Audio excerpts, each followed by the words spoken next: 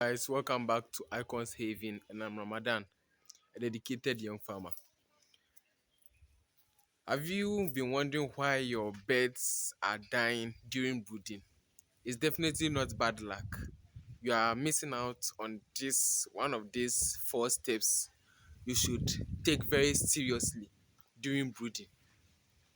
Let's get in. The first and foremost one is temperature.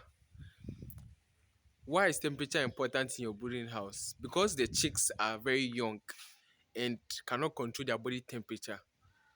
They need heat from other sources. If they were with their parent stock, they would have been regulated or been given a specific amount of heat. If you look at our local chickens, when they hatch and it's night, normally in it's at night that this place is very very cold. So at night or during rainy season, you will notice that the chicks of your chicks cuddle under the wings of their mother. That's trying to give them heat so that they don't die out of cold. That's the same thing that applies here. But just that here there's no breeding stock, there's no parent, so you have to give them heat from an external source. Make sure your brooding temperature is around 32 to 35 degrees Celsius to give them the exact amount of heat that they need. When the heat is too low, your birds will tell you by spreading, by cuddling under the heat source. But when it's too high, they'll also tell you by moving away or spreading far away from the heat source. Two, good feed and water. Good feed and water helps your chicks build a good immune system. Don't just go and buy any feed because it's cheap. You know, cheap feed is costly than expensive feed. When you're looking at it for a short term, it might seem very cheap, but as your farm run on a longer period of time, everything will run back to zero. Your chicks need a good quality feed with essential nutrients which they need in their body to be able to produce mussels or eggs. They also need water. Water is very important. When there is no water and there is feed, the feed is equal to zero. Water works hand in hand with feed. So make sure your chicks have good feed and water. The third one is good ventilation. Ventilation, when your brooding house has good passage for air, air can come in and go out very easily.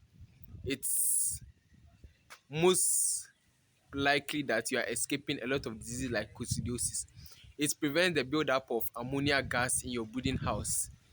Giving your birds good ventilation doesn't mean you should leave the windows or leave the coop open for the wind to enter and give your birds cold stress. There's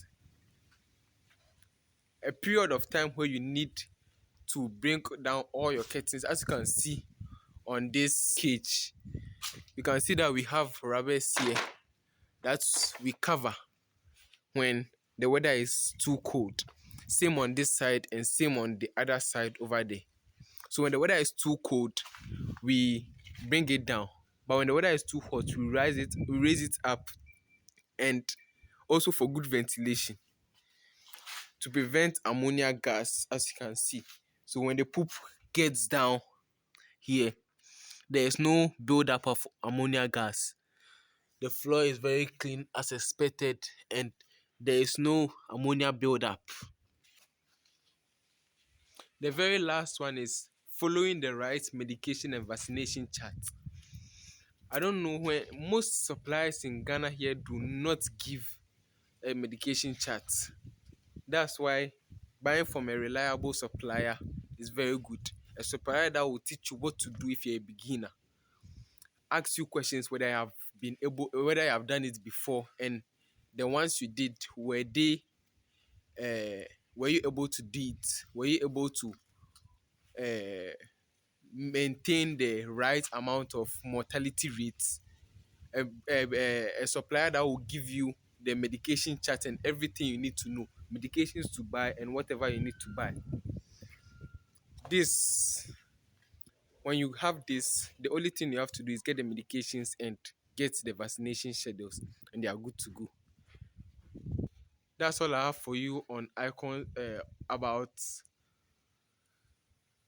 why your birds are dying during the brooding stage. This icons animal haven, and I'm signing out. Peace.